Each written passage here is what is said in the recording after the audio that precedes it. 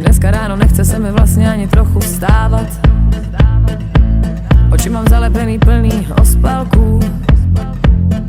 Včera chvíli po poledni přišla zhora blbá zpráva. Hučí mi v hlavě z toho, jak skládám tu mozaiku.